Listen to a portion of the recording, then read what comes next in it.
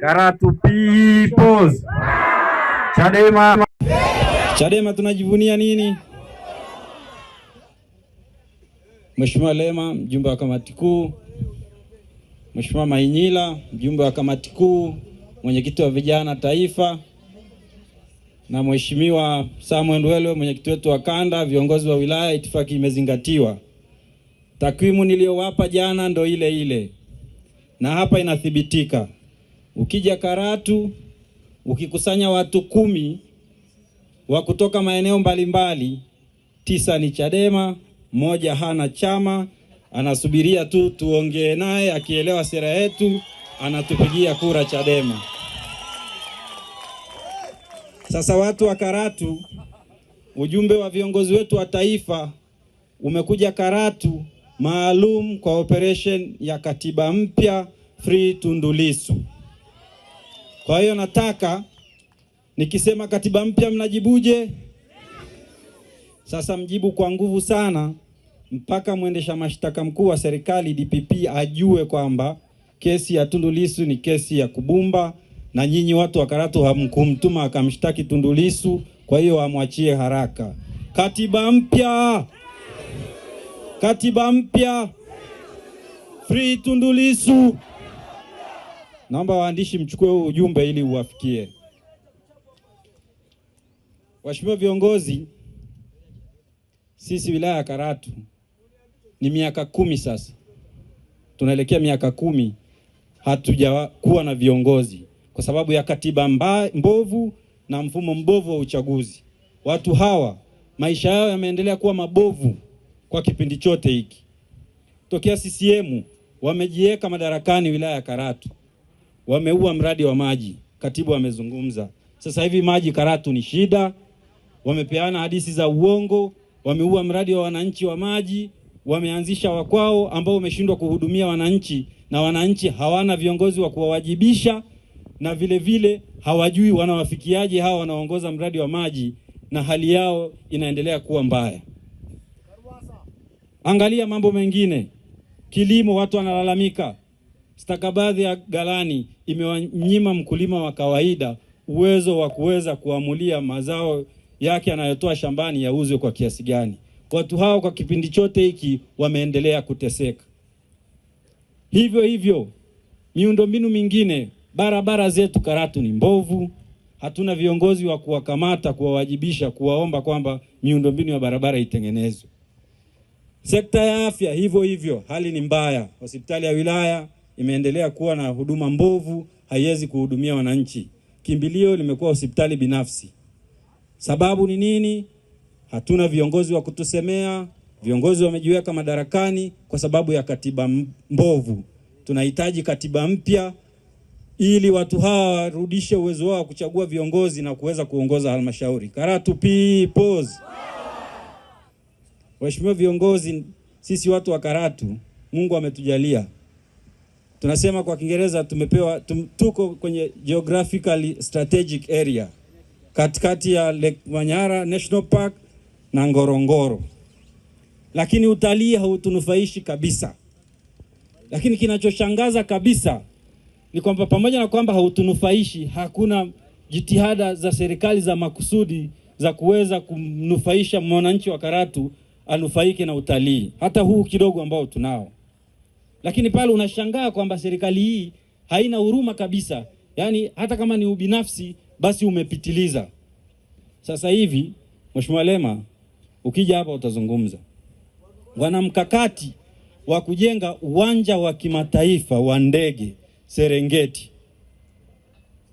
Unajua hiyo maana yake ni nini? Hiyo maana yake inaenda kuua mnyororo wa thamani wa bidhaa ya utalii kuanzia Kia mpaka lango la Ngorongoro. Kwamba mtalii hata kuwa na sababu tena ya kupita na gari hapa. Kwa hiyo hoteli zote zilizoko Karatu, zilizoko Arusha mjini, zilizoko Makuyuni, zilizoko Tarangire zitakosa maana yoyote ya kuwepo. Vijana wetu walioajiriwa kwenye maeneo hayo watakosa ajira, maana itabidi wapunguzwe. Mitaji ya watu iliyoingia huko yote itapotea. Lakini kwa nini, tujiulize swali moja, kwa nini wanataka kujenga uwanja wa thamani ya karibu bilioni 400 upande wa Serengeti? wakakaa kimya, wakaachana na hii value chain ya hapa, kwamba mnyororo wa thamani ulioko hapa. Sababu ni nini? Unapata majibu. Mheshimiwa Lema atakuja kutueleza kwamba hao watu wameiba mahela huko serikalini, wamejenga ndani ya Serengeti, na hawataki basi na nyie mnufaike. Wanataka watalii akitoka Brussels anatua moja kwa moja Serengeti, anaingia paki, anaangalia wanyama, anaondoka. Sasa hii serikali jamani ni ya kawaida? Sasa cha kushangaza zaidi, mpango huu unajulikana na unapigiwa kelele. Karatu tuna wabunge wawili wa CCM, hata mmoja hamna aliyenyanyua mdomo. Arusha mjini tuna mbunge, hatujamsikia, anaona hili ni swala la kawaida tu. Tunataka katiba mpya ili tupate viongozi watakaoweza kutusemea na kujua kwamba sisi wananchi tuna shida gani na tunanufaika vipi na rasilimali zetu. Katiba mpya. Katiba mpya. Free Tundu Lissu. Mimi leo sio mzungumzaji. Naomba niwaachie viongozi wenzangu na nitamke rasmi kwamba mkutano huu sasa umefunguliwa rasmi. Mheshimiwa mjumbe wa kamati kuu Godbless Lema, Mheshimiwa Mainyila, mwenyekiti wa vijana, Baraza la Vijana Taifa, waheshimiwa viongozi wengine, itifaki imezingatiwa sana. Nilitoka kidogo kwenda kule kwa sababu mimi hapa ni nyumbani, au sio? Hapa ni wapi? Nilikuwa naangalia utaratibu wa oxygen. Nikiangalia idadi ya watu na miti iliyoko hapa, kama oxygen inapungua hivi, nikasema ngoja nikae kule niangalie oxygen inatosha. Watu ni wengi sana mheshimiwa, watu ni wengi, oxygen ni kidogo. Kwa hiyo nilikuwa nimekaa kule naangalia kama vile hewa inatosha. Nimejiridhisha sio mbaya sana, kwa sababu msitu wa Ngorongoro hewa inatosha. People, ndugu zangu wana Karatu, mjipigie makofi. Nyinyi ni kielelezo cha mageuzi hapa Tanzania.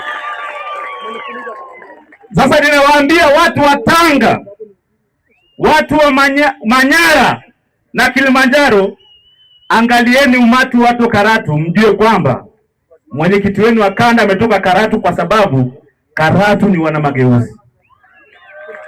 Hapa wataandika historia ya kuitoa CCM Tanzania, au sio?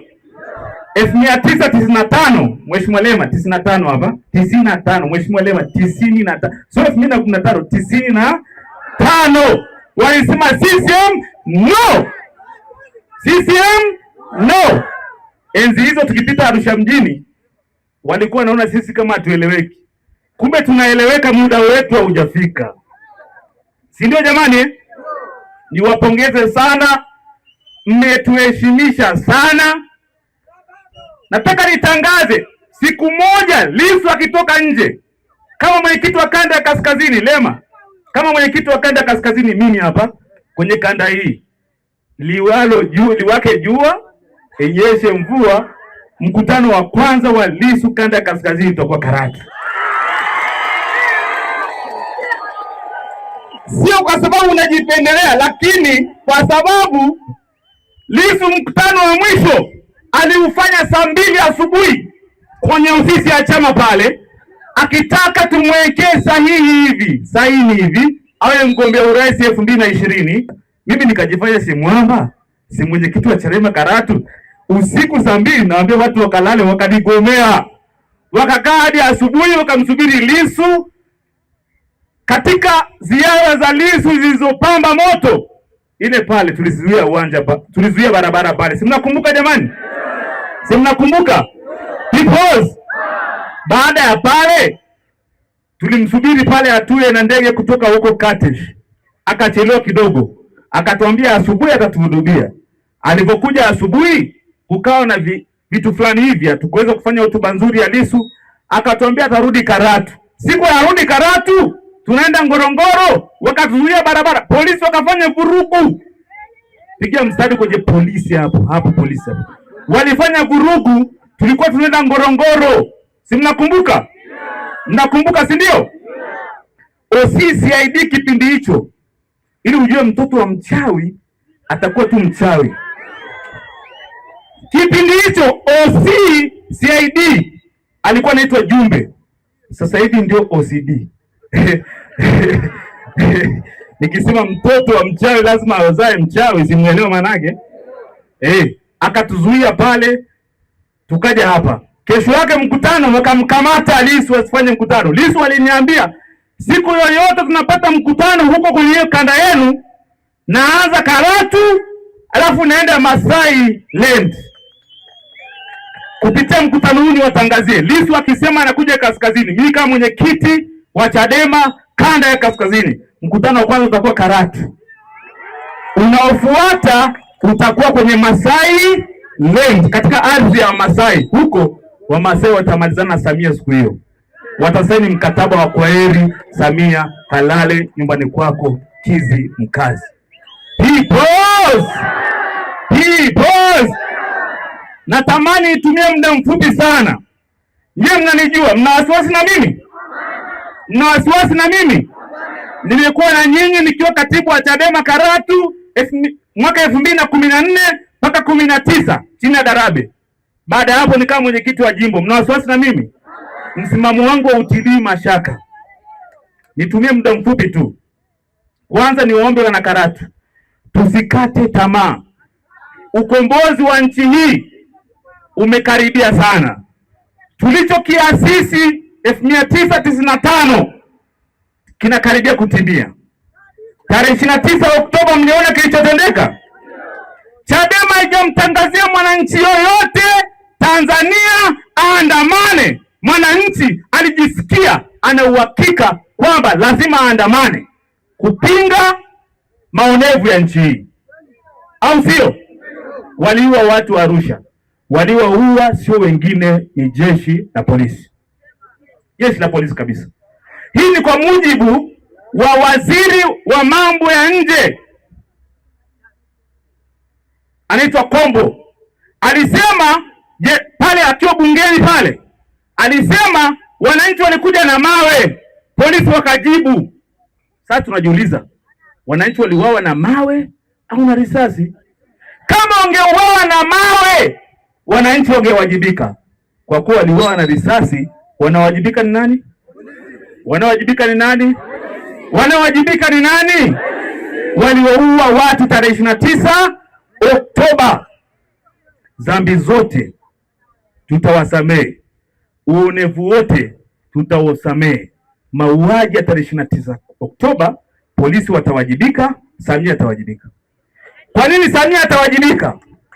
Because ushindi uliokuwa unatetewa haramu ulikuwa wa nani? Ulikuwa wa nani? Lakini Wizara ya Mambo ya Ndani inayosimamia jeshi la polisi ni ofisi iliyoko chini ya rais, au sio? Nilisema Mangola jana kwamba miaka 1980 aliyekuwa rais wa Tanzania Ali Hassan Mwinyi alikuwa waziri wa mambo ya ndani, alikuwa akiwasimamia mapolisi. Waliuawa watu wasiozidi 20 kwenye mikono ya jeshi la polisi wakiwa kule Shinyanga. Mzee Mwinyi, Mzanzibari huyu, nafikiri ndo Mzanzibari wa mwisho mzalendo. Sawa sawa Hawa sasa hivi nyie mnajua kilichotokea, si ndio jamani? Alisema hivi, kwa sababu polisi hata polisi hakuna ushahidi. Nimesoma vitabu, mashauri mbalimbali, hakuna ushahidi kwamba jeshi la polisi liwaua wakongwe kule Shinyanga. Hakuna ushahidi. Lakini si watu walikamatwa na polisi? Ukikamatwa polisi ukawekwa kwenye vituo vya polisi, si polisi anawajibika kwa mauaji hayo? Waziri wa mambo ya ndani Ali Hassan Mwinyi alijiuzulu kuonesha uwajibikaji wa serikali kwa wananchi. Mpigeni makofi. Wananchi wasiozidi 20, waziri alijiuzulu. Sasa kwa mujibu wa Chande wameuawa watu zaidi ya 500. Simesikia? Kuna waziri aliyowajibika? Kuna aliyojisikia aibu ajiuzulu? Waziri wa mambo ya ndani hajajiuzulu, waziri wa kujenga taifa na masuala yote ya ulinzi hajajiuzulu, waziri mkuu hajajiuzulu. Anadunda kabisa, mnamsikia mtaani na misafara mikubwa huko, mafuta ya bei ya mafuta imepanda. Mnafahamu? Hata na rais yupo tu madarakani anadunda. Alikuwa Urusi juzi. Sisi tunasema Chadema kwa mauaji ya tarehe 29 Oktoba lazima watu wafanyaje? Wawajibike. Wangapi wanasema lazima watu wawajibike? Wangapi wanasema watu wawajibike? Sasa mtusikilize. Namalizia hapa ili niwalete viongozi wa kitaifa hapo. Mimi si wa kitaifa, ni dogo tu kanda hapo, lakini moto wangu kama wa kitaifa vile. Si ndio? Nisikilizeni. Nilikuja hapa nikazungumza, nadhani tulikuwa ofisi ya chama pale. Sisi wanakaratu wanyoshe mkono. Sisi hapa pamoja na kuwa na hifadhi ya Ngorongoro ni wakulima wazuri, au sio? Tunahitaji kuuza mazao yetu, mazao tu. Yaani sisi na serikali kuna saa Mheshimiwa Lema hata tuumizani kichwa sana hivi, hata wasitupe mishahara sijui na maruzuku yaani tuuze tu mazao yetu. Hata bei ya mazao tu umeshindwa kuratibu. Mtoto wa rais. Sawa sawa, anaitwa nani? Anaitwa nani? Majina nilikwambia, sio mimi nasema, ni wanakaratu. Anaitwa nani? Ndiye aliyenunua mbaazi zote kwa bei ya chini mwaka jana. Ukisikia mtu wetu amekufa mwaka jana kwa masikini, ukisikia tumefilisika mwaka jana, ni kwa ajili ya nani? Kwa ajili ya nani? Akaweka mbaazi pale, wananchi wataka kuchoma. Washikaji, sijui ilikuwaje pale. Wangechoma sijui ingekuwaje, lakini hivyo. Peoples alinunua kwa bei rahisi. Alivyonunua mbaazi zote Karatu, na lazimika kusema Manyila, usiogope Manyila. Wananchi wamesema aliponunua mbaazi zote wakapandisha bei ya mbaazi. Sasa wananchi tena wa Buger, wa Kansa, wenda Mararieki wameshauza mbaazi zao kwa bei rahisi. Amenunua yeye zote wakapandisha bei. Anayeuza sasa ni nani? Anayeuza ni nani? Sasa yule mnunuzi wa bei rahisi amegeuka kuwa muuzaji wa bei ghali. Tafsiri yake ni nini? Nchi hii CCM na watawala wanatugeuza sisi kama wajinga hivi. Tulilalamika bei ambazo wakapandisha, wakati wanapandisha muuzaji ni Abduli. Si mnafahamu? Yeye ndiye anauzia mashirika mengine. Sasa sikilizeni. Turudi nyuma kidogo. Mnafahamu kabla uchaguzi wa mwaka jana CCM matajiri waliungana kuichagua CCM kupiga waliwapa fedha kwa ajili ya kampeni. Si mnakumbuka? Mnakumbuka sio? Kuna maskini alichangia CCM. Waliochangia nani? Matajiri. Sasa ikageuka baadaye, hao matajiri wamenunua bidhaa zetu kwa bei rahisi, wanauza kwa bei za juu. Ndugu zangu, tunatekwa sisi, wanyonge tunauawa. Mimi nikizungumza hapa, nikitoka hapa jukwani, jana nilikuwa pale Mangola, nilizungumza kwamba Abduli ndiye aliyenunua mbaazi ya wanakaratu wote. Nilitenda dhambi? Nyesi mnafahamu alinunua alipohifadhi pale juzi, mnafahamu? Si ndio? Si mnafahamu alipohifadhi? Sasa nikaambiwa, wewe dogo utatekwa, wewe utauawa. Sasa naleta kesi kwenu. Matajiri waliungana kabla uchaguzi wa Oktoba 29 kuipigania CCM, ili kama bei ya mafuta itapanda, CCM isipandishe bei, isiondoe kodi, wanufaike. Si mnafahamu? Sisi wanyonge tutaungana lini? Sisi tutaungana lini? Mnyonge mwenzenu akitekwa, akiumizwa, lazima tuungane, tupiganie haki zetu. Si ndio wanakaratu? Jana niliambiwa wewe umemzungumza Abduli ndio anaongoza kikosi cha kuteka watu. Nikasema hapana, tawaambia wanakaratu kesho, endapo itatokea chochote, anayehusika ni yeye. Wanitetee, wanilinde, au sio? Kwa sababu tunapopigania haki, tunapigania kwa ajili ya umma. Lissu leo yuko gerezani sio kwa ajili ya ufisadi. Hajaua watu tarehe 29 Oktoba. Aliyeua watu tarehe 29 Oktoba yuko uraiani. Lissu aliyotetea haki yuko gerezani. Lazima wanyonge tuungane, tupigania haki, tuhakikishe akiumia mmoja kati yetu tumeumizwa wote. Matajiri wanaungana. Vipi sisi? Vipi sisi wanyonge? Niwapongeze vijana wa bodaboda. Mlisikia juzi mtu anaitwa David Jumbe, msaidizi wa karibu wa Mheshimiwa Lissu, alitekwa. Sema alitekwa. Sema alitekwa. Alitekwa kule Dar es Salaam. Alipotekwa, bodaboda walipambana wakahakikisha wanazuia asiuawe. Si mlisikia eh? Yeye mwenyewe anasema akiwa kwenye gari ambalo yeye anadhani ni ya jeshi la polisi. Sawa sawa eh? Watekaji wakasema bodaboda unaongezeka. Nyomi inaongezeka. Ikabidi wafanye namna washuke kwenye gari. Jumbe akajiokoa kwenye ile gari asiendelee kuuawa au kuumizwa. Wanyonge bodaboda Dar es Salaam waliungana Jumbe asitekwe. Sisi tuungane. Unaona hao polisi hapa? Hawa hapa wanalipwa kwa kodi zetu, au sio? Wanalipwa kwa nini? Kwa kodi zetu.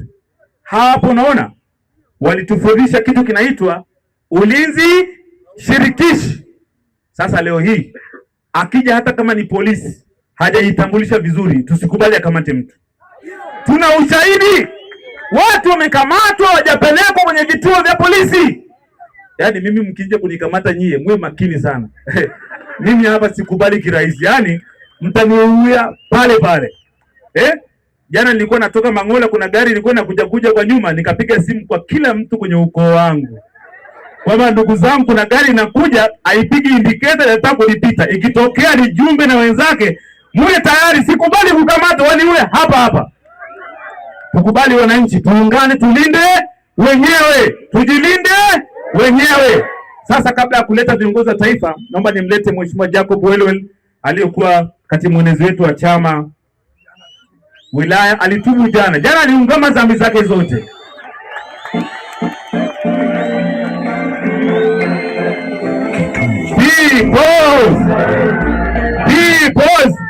Huyu jamaa mnamjua huyu? Huyu jamaa mnamjua?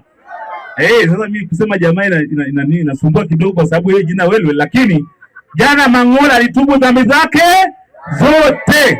Ameungana na sisi kupigania majambazi waondoke kwenye serikali hii, kupigania wezi waondoke kwenye serikali hii. Mzee, ukisaliti saa hizi hata mimi mwenyewe sikusamehe. Ndugu zangu watu wa Karatu, jambo la kwanza namshukuru Mungu kwa sababu jana nimetubu dhambi zangu na mbele ya Lema amenishika mkono na amenitangazia msamaha wa dhambi. Ilikuwa niliturujia ijaandalia, ingekuwa ni kanisani, wimbo wa kwanza ni ule wa kwamba natoka mbali sasa narudi na Yesu nisaidie, ni ilikuwa wimbo wangu wa kwanza kupokelewa. Ndugu zangu, nimetafakari mambo mengi mno. Mimi nimeazimwa kwa miaka 5 na CCM na nimekuwa diwani wao kwa muda wa miaka 5. Tumefanya kazi, lakini kwa sababu pia nilikosa nauli ya kwenda Canada wakati kijamaa walikuwa wametoroka kwenda Canada, mimi nilikosa nauli, kabidi nijikatae nijihifadhi kwa muda ili jambo hili lipite. Muda umepita na sasa nimerudi kwenye asili yangu ya kuwa mpinzani. Niko tayari kwa lolote na kwa chochote na wala siogopi lolote tena kwa wakati huu. Kuishi CCM unaweza kuwa na amani binafsi, lakini maandiko matakatifu yanasema heri mego kavu pamoja na utulivu kuliko nyumba yenye kelele nyingi, yenye karamu nyingi lakini kuna magomvi. Udiwani wa CCM, unapotaka kuwa diwani wa CCM, kwa waliopata udiwani juzi kati hapa, aliyekosa sana hela ni kwenye milioni 80. Sasa sijajua unachokitafuta ni kitu gani. Unajua kuna muda unaweza ukashinda ukawa wa kwanza. Mimi nikasema unaweza kuwa wa kwanza darasani, kumbe ni kwa sababu kuna wajinga wengi. Siku ukikutana na wajinga ukakutana na wajanja unakuwa mwisho. Kuna mtoto mmoja mwaka fulani alifaulu Matala, alikuwa wa kwanza shuleni kwao kule Matala. Ameleta sekondari ya Bare, ni wa mwisho kabisa. Sasa unaweza kuhisi mahali umeshinda na kwamba CCM saa hizi Karatu wanajua wameshinda kila kitu, kijiji, vitongoji wameshinda, lakini mmeshinda kwa sababu kuna wajinga wengi. Chadema mlidhani wameisha, lakini hawa ninyi, kuna mtu yote aliyewasafirisha CCM ili wapate mkutano wa namna hii? Ni kwamba wenye viti wote wa vijiji na watendaji watoe gharama hele ya kijiji, wasafirishe wajumbe, wasafirishe na wanasiasa wote kwa hele ya kijiji. Taarifa hiyo hautaipata popote, na mwisho wa siku ikifika mtendaji wanataka tena wajibishe kwa hele ambazo wamezitumia hazijulikani. Mwisho wa siku wakienda chama ndio mambo yanaanza kutulia, TAKUKURU inanyamazishwa, mambo yanaenda. Leo tumejaribu kuangalia kwa muda mfupi, wamezungumza mambo mengi kwamba ni Chadema ndio ilikuwa inazuia maendeleo Karatu, na kwamba siku sisi amekiongoza Karatu hii, Karatu Mangola itapata lami. Leo tunaenda awamu ya pili ya mbunge, tumempata madiwani wote wa CCM, wenye viti wa vitongoji wa CCM, kila kitu ni CCM. Lakini angalia barabara ndio hata ya kuchonga kwa kiwango cha Mora imeshindikana. Maisha yamekuwa magumu. Wakati tunakuja Karatu hii, tunakuta njiani mabodaboda wanasukuma pikipiki, mafuta imekatika kwa sababu ukitaka lita moja shilingi 4,300. Ndugu zangu, nataka niwaambie watu wa Karatu, hakuna kitu kibaya kama kuwa na mfumo mmoja wa kisiasa. Ni sawa na mimi, asili yangu ni Mwarasi. Nilipokuwa Mwarasi enzi ile, Padri Rahib marehemu aliwahi kutufundisha elimu ngumu, na nikaanza kumuuliza maswali magumu, na mimi akaniondoa kwenye kanisa kwa sababu ninamuuliza maswali ambayo ni ya msingi, lakini aliniambia aluta confineto finito, yani kilichotangwa kutoka Roma hautaki uulize maswali, ondoka. Nikahama kwa Luteri. Sasa sikiliza, kitu chochote kikiwa kimoja duniani utapata changamoto ambayo hakuna pa kukimbilia. Leo tangu sisi imekuwa moja, wamekuwa na kiburi, na ndio maana wanapiga pata mpaka kwenye hoteli za watu. Ni kwa sababu ya kupewa kiburi. Yaani wanajisikia kama hawatakufa kwenye hii dunia, kwamba wanaweza kufa, ni Chadema wanaweza kufa, kwamba na kwao hakuna kufa. Ni kiburi, lakini iko siku, na nataka niwaambie, ile damu ya watu iliyomwagika tarehe 29 italia kwenye hii ardhi, na Mungu sio CCM. Mungu hajawahi kuwa mwenyekiti wa CCM. Mungu yuko mbinguni, anaangalia haki, na iko siku nchi hii tutaishika na tuiongoza nchi hii kwa neema ya Mungu. Wengine hawajafa, waliwekwa mochari, mtu anahema bado hajafa, anaomba msaada, anajazwa mochari. Wengine wanapakiwa kwenye tipa, wanafukiwa na skaveta. Nchi hii ya Tanzania, alafu mtu akisimama ni kiongozi wa Chama cha Mapinduzi, hata imejengwa choo na kijiji, anasema ni Samia Suluhu. Yaani kila kitu ni mama. Watu hata mama zao wameshindwa kuwasalimia, lakini huyu Mama Abduli peke yake ndio mama ndani ya nchi hii. Ni afadhali kufa, lakini saa hiyo uwe umeeleza ukweli unaoeleweka.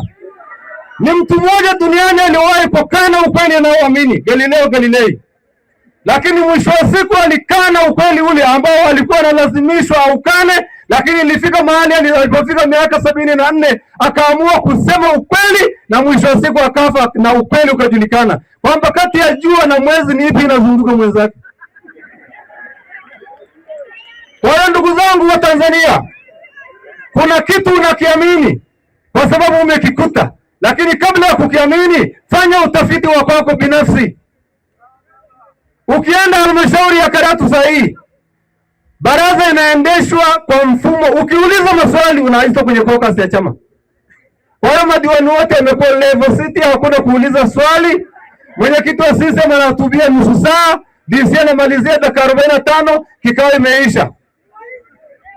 Hawawezi kujadili hoja za wananchi. Ndugu zangu, mapato ya ndani yanayokusanywa kule Mangola ndio yanaongoza Karatu hii, kuanzia kwenye ushuru wa samaki, kuanzia vitunguu, lakini ni watu wa mwisho. Saa hizi watu ukifika Mangola unaona unakuja kuchukua mbolea Karatu. Imefika enzi ile ya kupiga foleni ya sukari, enzi ile ya Mwalimu. Tumerudi kule ambapo tulitoka zamani. Kwa hiyo ni afadhali saa hii tuseme ukweli, tufe kwenye ukweli. Mimi saa hizi na wajukuu 15 wote nikifa haki ya nani, hakuna tatizo.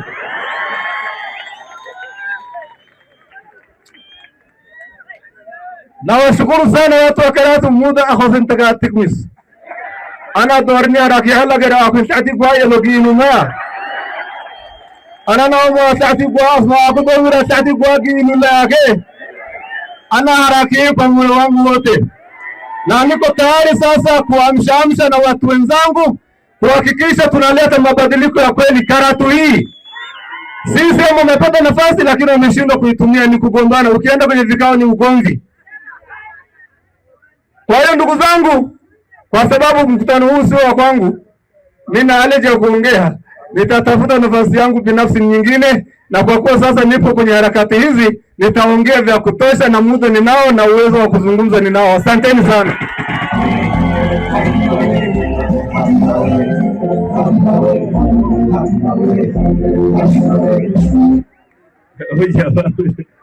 Huyu hapa anaitwa Jacob Welwe. Mimi ni Samuel. Mheshimiwa Deogratius Mahinyila, kwa heshima zote. Deogratius Cosmas Mahinyila ni mwenyekiti wa baraza la vijana wajanja kabisa, vijana wa Chadema, tunaitwa Bavicha. Ndugu zangu watu wa Karatu, kwanza hongereni. Mna vibe kinoma, mna vibe lenu ni kubwa sana, linatisha. Naona watu wengi kama mchanga. Siku chache zilizopita yuko mtu nilimsikia mahali anazungumza, sijui aliyazungumza hayo aliyazungumza kwa sababu ni mjinga au aliyazungumza kwa sababu hajui. Alisema alijaribu kuifananisha Chadema, mikutano ya Chadema na mikutano ya CCM. Sasa ni vizuri tu tunakumbushana. Ukiona mtu amesema jambo hiyo kwa ujinga wake au kwa kutokujua, kumkumbusha au kumrekebisha sio kosa. Waswahili wanasema mbwa akizeeka huwa anapunguza uwezo wake wa kunusa. Sasa ukimsikia mtu anafananisha mikutano ya CCM na mikutano ya Chadema, maana yake mtu huyo anaweza akaa kazeeka, uwezo wa kutambua mambo madogo madogo akawa hauelewi. Mimi huwa nafuatilia mikutano ya CCM, huwa naangalia YouTube. Wao wakifanya mikutano yao shule zinafungwa. Halafu kuna Watanzania ni watu wa ajabu sana. Wewe unakubalije kupakiwa kwenye lori? Si kwetu Dodoma kule, ng'ombe ndio huwa tunasafirisha kwenye malori. Sasa jana nimeona video moja, wako watu wanaenda kwenye mkutano wa CCM. Kwa nini huwa muwaoni? Hapa wangapi mmeletwa na malori kuja kwenye mkutano wa Chadema? Sasa Mose kichukua hapa, wangapi wamekuja kwa nauli zao? Kwa hiyo yule jamaa, hii taarifa imfikie kwamba hapa hamna ng'ombe, hawa ni watu. Hakuna aliyebebwa. Walioko hapa wamekuja kwa nauli zao, hakuna aliyewabeba. Lakini jambo lingine, ukiangalia mikutano ya CCM huwa ni kama si wako msibani, si wako kwenye jumuiya, si wako wapi, wanapanga viti. Yaani hapa ungekuwa mkutano wa CCM, unakuta kuna viti vimepangwa hapa. Sasa hapa viti vimepangwa wapi? Kwa hiyo ukome, acha kufanisha Chadema na mambo ya kijinga. Ndugu zangu watu wa Karatu, sasa tusalimiane. Weka hivi kama mimi, tusalimiane. Kule nyuma vipi ndugu zangu? Nyinyi wachawi au? Watu wa Karatu nikiwauliza ngumi ziko wapi tusalimiane, naomba semeni hizi hapa. Ngumi ziko wapi Karatu tusalimiane? Sijasikia, Heche hajasikia. Yule jamaa alisema ili Chadema ijaze mikutano ni lazima Heche, sui Sugu, sijui nani, Boniai, sui kila mtu awepo ili Chadema ijaze. Sasa ninataka niwaulizeni nyinyi watu wa Karatu. Leo nyinyi mliokuja hapa, Heche yupo hapa leo? Watu wa Karatu ngumi ziko wapi tusalimiane? Peoples! Lissu hajasikia kule Segerea.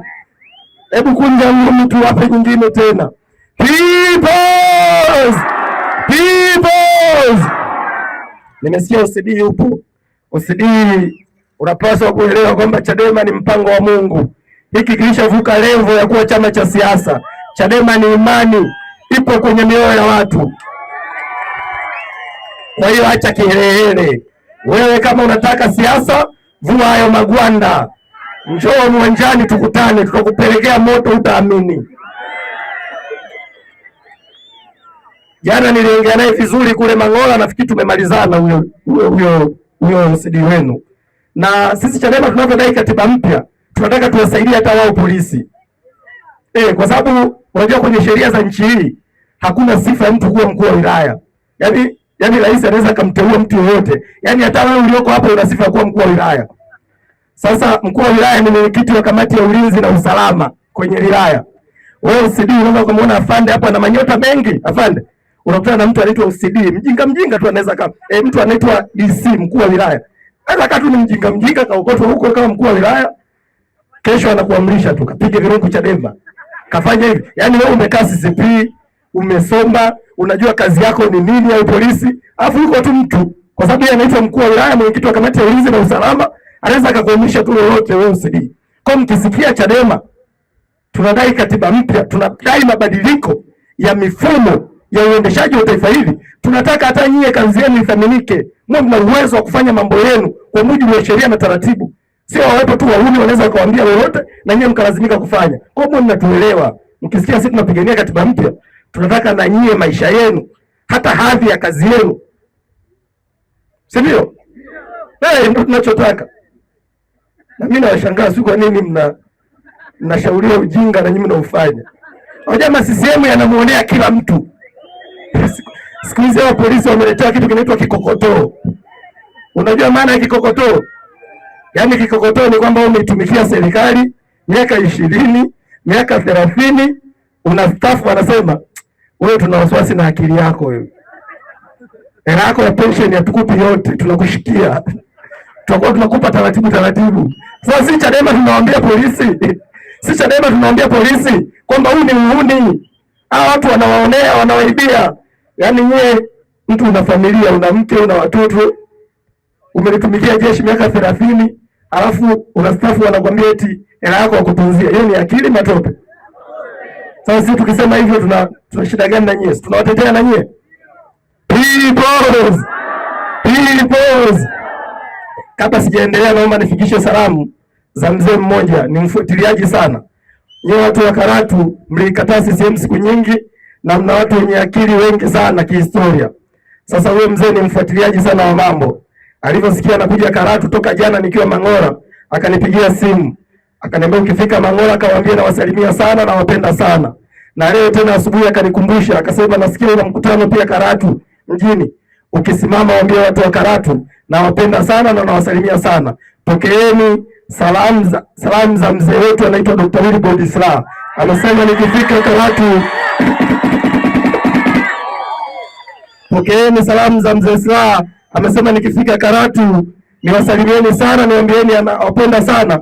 Afya yake kidogo imetetereka kidogo siku 2-3, lakini amesema anakuwa imara. Kesho na kesho kutwa akipata nguvu atakuja kuzungumza na nyinyi ndugu zake. Pokeeni sana salamu za mzee wetu. Ndugu zangu watu wa Karatu, Mwalimu Nyerere na wenzake walipigania uhuru wa taifa hili sio kwa sababu mkoloni alishindwa kutujengea barabara, sio kwa sababu mkoloni alishindwa kujenga shule, sio kwa sababu mkoloni hakujenga reli, sio kwa sababu mkoloni hakutupa vitu. Tulidai uhuru, tulipigania uhuru. Wakina Nyerere walitaka uhuru kwa sababu binadamu anapaswa kujitawala, binadamu anapaswa kuwa huru. Ng'ombe ni tofauti na binadamu, punda ni tofauti na binadamu. Mmiliki wa ng'ombe ndio anayeamua ng'ombe aende akachunge saa ngapi na saa ngapi arudi kulala. Yeye ndio anayeamua ng'ombe alale wapi na zizi lake liweje. Lakini sisi binadamu tumetofautishwa na wanyama wengine na viumbe wengine kwa sababu Mungu ametupa utashi, Mungu ametupa akili. Leo Mwalimu Nyerere angekuwepo, kama angekuwa hajapigwa risasi kama Tundu Lissu alivyopigwa risasi, basi angekuwa na yeye Segerea jela kama Tundu Lissu. Hamjanielewa, mtanielewa tu. Popote alipokuwa anasimama Mwalimu Nyerere alipenda kuzungumza vitu viwili: haki na usawa. Kitu pekee namfananisha, tabia pekee za Mwalimu Nyerere zinazofanana kwa kiwango kikubwa na mwenyekiti wetu wa chama Tundu Lissu ni wote ni waumini wa haki na usawa. Kokote anaposimama Lissu huwa anahubiri haki, huwa anahubiri usawa.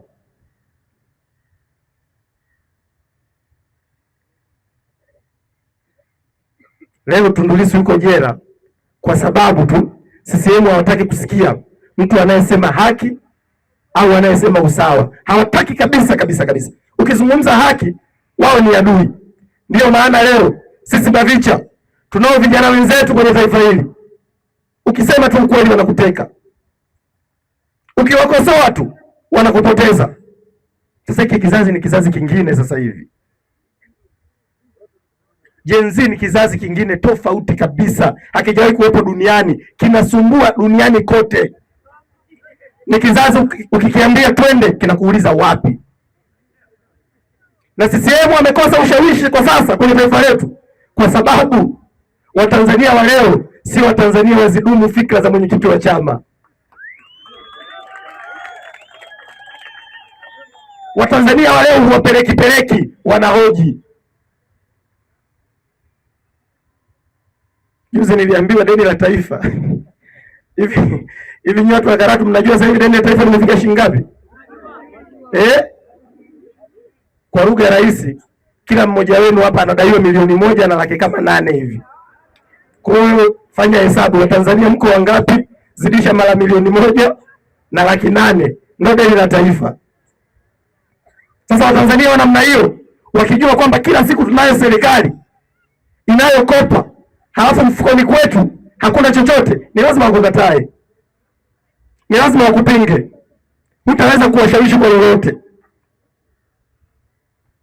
Sasa nyie watu wa Karatu, haya mambo niliyosema ya haki na usawa Mwalimu Nyerere ameyazungumza sana.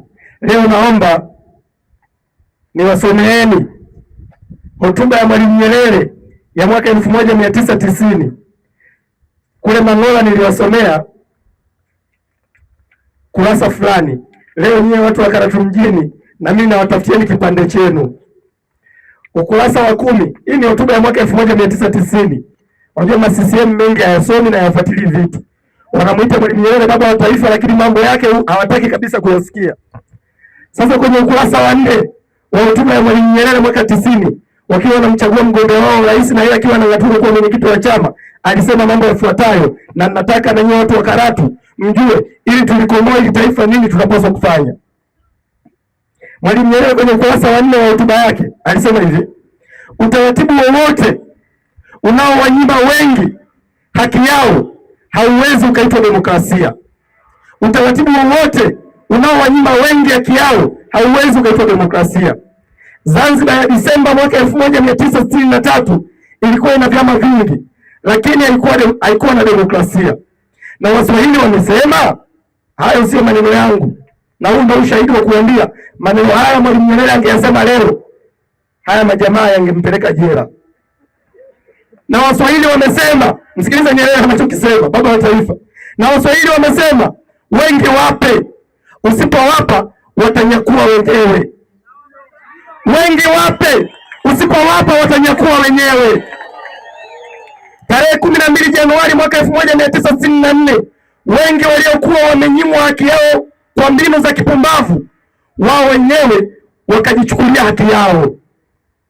Serikali ya Mapinduzi haikuwa serikali ya kuchaguliwa kwa kupiga kura, lakini ilikuwa ni serikali ya wengi ambayo waliipata kwa kukubali kujitolea muhanga. Na mimi nawaambieni watu wa Karatu, na mimi naiambia CCM, na mimi nawaambia Watanzania wote kwamba msifikiri Chadema itakuja kuwaambia nini cha kufanya Watanzania. Msifikiri aliyotokea tarehe 29 mwaka jana eti Chadema iliwaambia Watanzania wafanye. Hapana. Mwalimu Nyerere alishasema mwaka 1990 kwamba wengi wape, usipowapa watanyakua wenyewe. Na leo nawaambieni nyie watu wa Karatu, haki haiombwi, haki inatafutwa. Acheni utaratibu wa kudhani kila siku Chadema itakuja kuwafanyia jambo fulani, Chadema itakuja kupambana na CCM. Shughuli ya kupambana na CCM ni ya kwenu wenyewe. Mkiamua kuendelea kuteseka kuwa masikini, kaeni hivyo hivyo. Mkiona mmechoka na mateso ya CCM, chukueni hatua. Sisi kazi yetu Chadema ni kuambia ukweli, tunanyamaza. Umasikini mlionao sio mpango wa Mungu. Umasikini mlionao sio laana kutoka kwa Mwenyezi Mungu. Nyie watu wa Karatu mmebarikiwa kila kitu. Nimeenda jana kule kwenye ile bonde la Yasi. Kila kitu nyie watu wa Karatu mnayo. Mnao utalii. Jana nimeambiwa mna gesi sui, heli hamuipo. Nimeenda kuangalia kule kilimo cha vitunguu maji. Nimepishana na malori yanatoka Kenya. Mungu kawajalia ardhi, mnalima mbaazi. Lakini leo wamewaandalieni utaratibu. Wana kitu kinaitwa stakabadhi ghalani. Mfumo wowote usiomsaidia mwananchi kutoka kwenye hali moja kwenda hali nyingine, huo ni ujambazi, huo ni wizi. Stakabadhi ghalani kingekuwa ni kitu cha maana, wananchi mlipaswa kunufaika na huo mfumo. Kabla ya mfumo mlikuwa mnanunua mbaazi zenu 2000. Leo wameleta stakabadhi ghalani unanunua 700. Sasa stakabadhi ghalani ni nini kama sio ujambazi? Yaani kulima ulime wewe na mke wako na watoto. Unapalilia wewe. Shamba lako unalitunza mwenyewe. Ukivuna wao wanasema ndio wana akili kuliko wewe. Eti leta hayo mazao yako tukutunzie na tutakuuzia. Hiyo ni akili matope.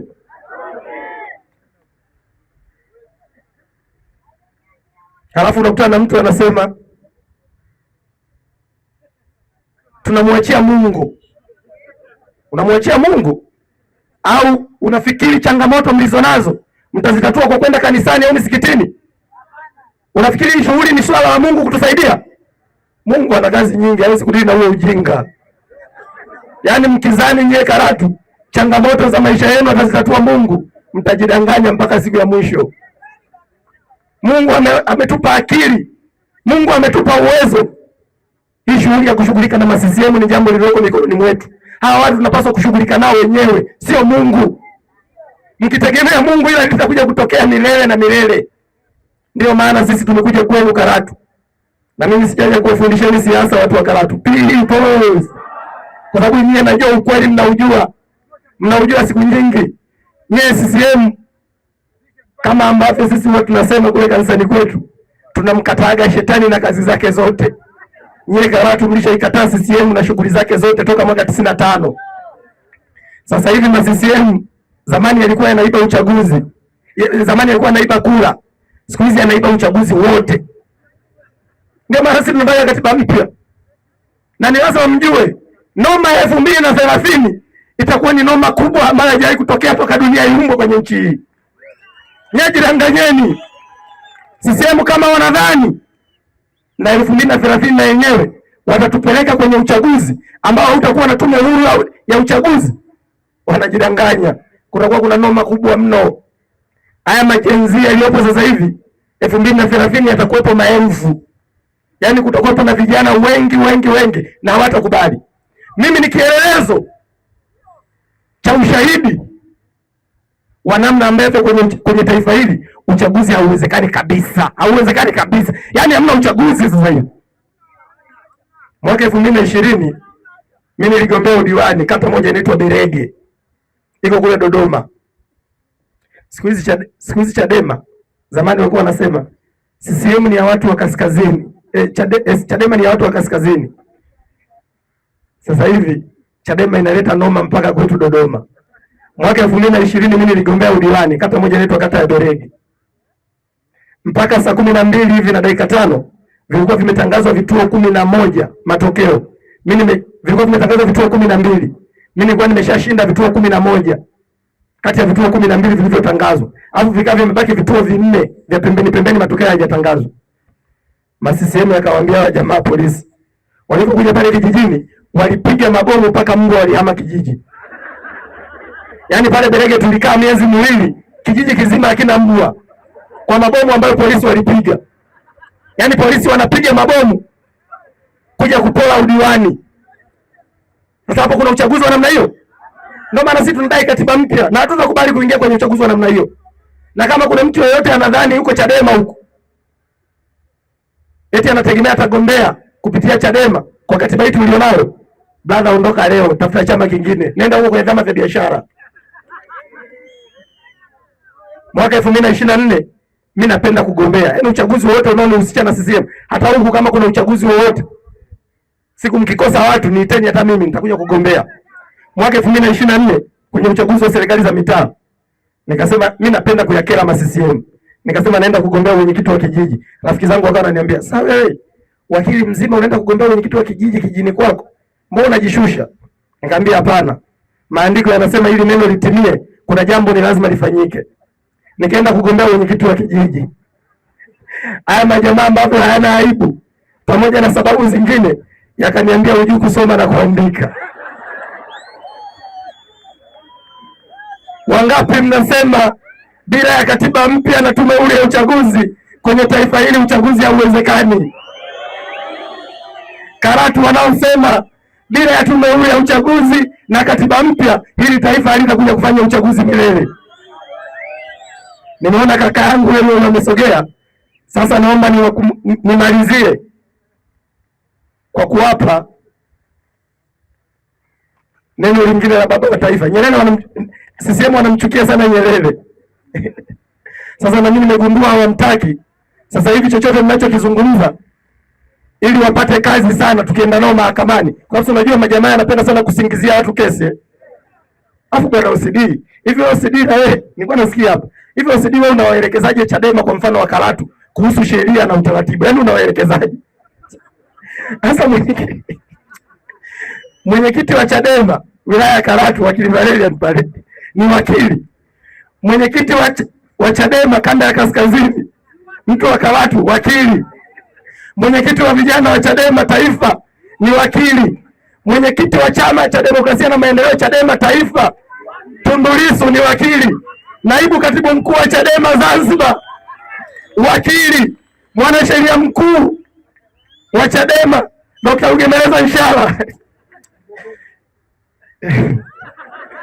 Sasa nikisema kitu polisi mtasema udogo anatuvunjia heshima. Shtukeni, acheni. Yaani jambo lote linalohusu sheria msielekeze Chadema. Yaani Chadema sio tu nyie polisi. Mwanasheria mkuu wa serikali, si mnamsikia huko msajili wa vyama vya siasa naye anarukaruka. Yaani nyie wa kutuelekeza sheria sisi.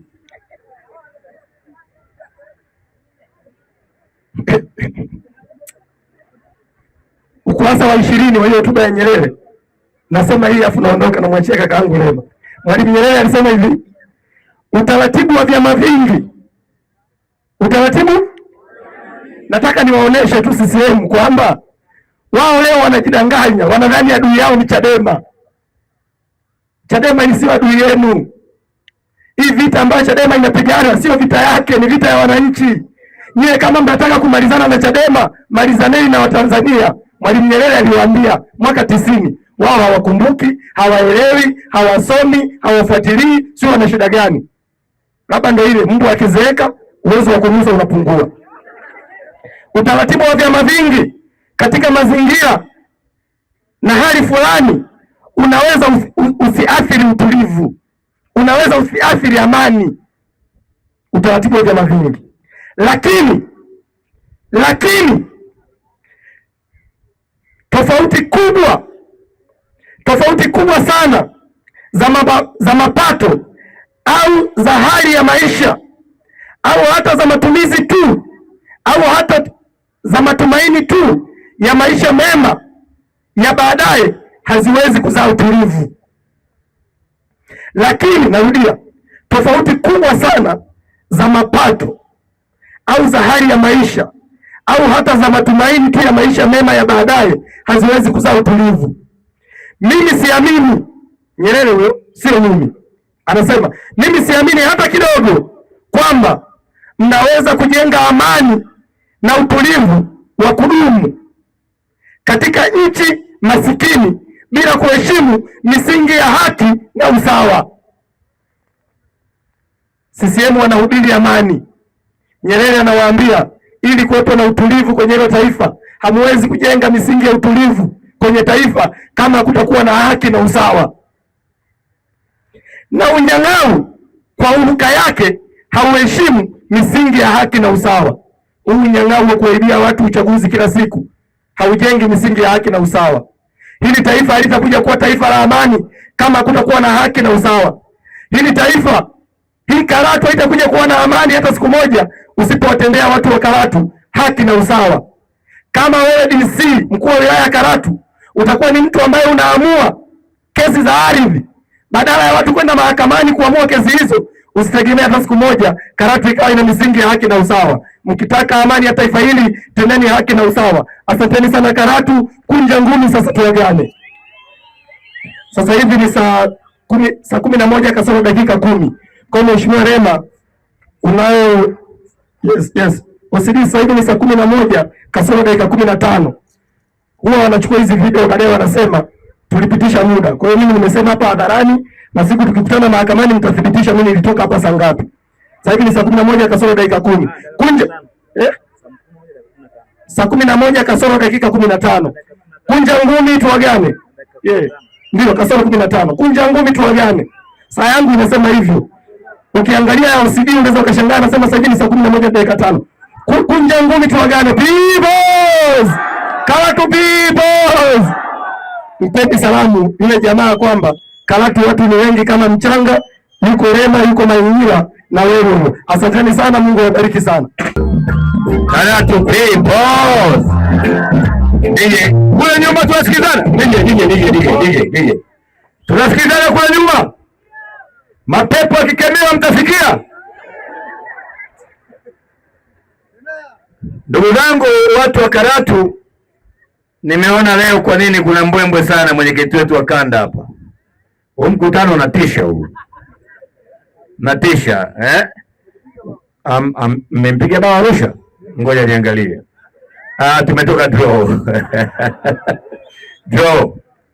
Lakini mmetisha. Na hii ni heshima waifu, unajua? Waifu, waziri wa mambo ya ndani.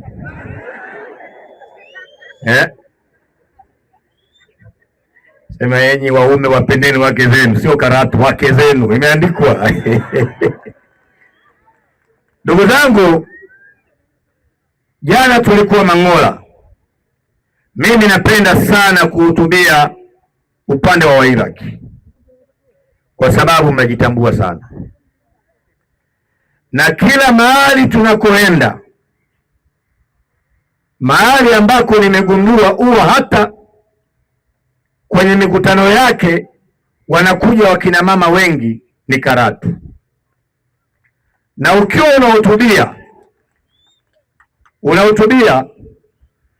unaweza ukawa unahutubia afu ukasikia mtu katikati, kijana mdogo ama mzee mzima sana, akachomeka kitu muhimu sana, ukasema huyo amejuaje jambo hilo muhimu.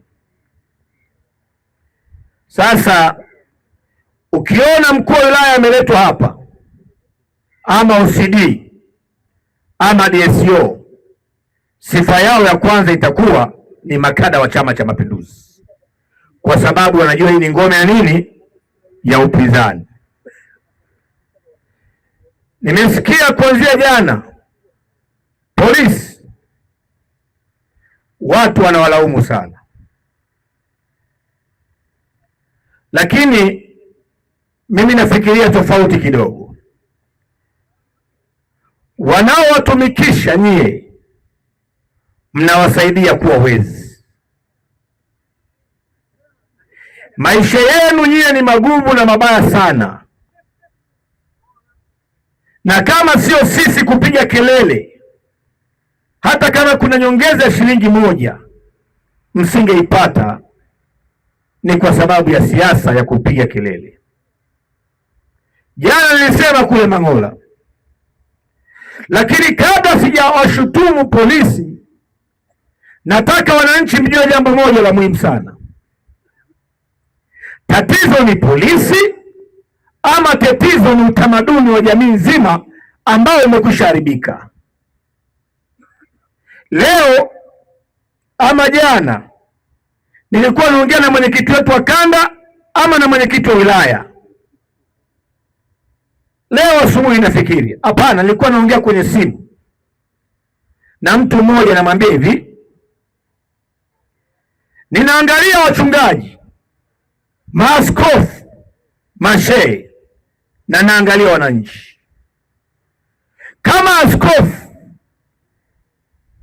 anaweza akatetea uovu uliofanyika tarehe 29 bila aibu, kama shehe anaweza akaita vyombo vya habari kutetea uovu uliofanyika tarehe 29, mwananchi wa kawaida atakuwa ni mwananchi wa sura gani? Kwa tunapolaumu polisi, lazima tujue polisi wanatoka kwenye jamii ambayo imeshaharibiwa.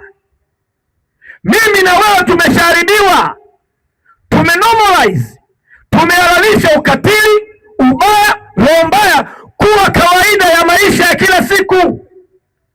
Na miongoni mwenu anatoka kijana na kwenda kusomea polisi, anakuwa polisi, lakini ametoka kwenye jamii ambayo imeshaharibiwa, haina upendo, haina huruma, haina haki, haina utu. Kwa sababu ukienda mahakamani mnalia, kuna rushwa. Ukienda ofisi ya msajili kuna rushwa. Ukienda kanisani kuna matatizo. Ukienda msikitini kuna baadhi ya mashehe kuna matatizo. Ni kwa sababu jamii imeoza. Na ukija kwa raia nyinyi sasa, mnaosema hawa polisi ni wabaya, wanatuonea, wanakula rushwa. Hakuna watu wabaya kama sisi raia, kwa sababu wenzetu walivyouawa, walivyoteswa, tulijificha kupiga kelele, tuliogopa kuumia. Kama wewe unaogopa kuumia kwa ajili ya haki ya mwenzako, huyo anayeminya haki kwa ajili ya maisha yake, unamwonaje mbaya? Hiyo mbegu mmepanda nyie.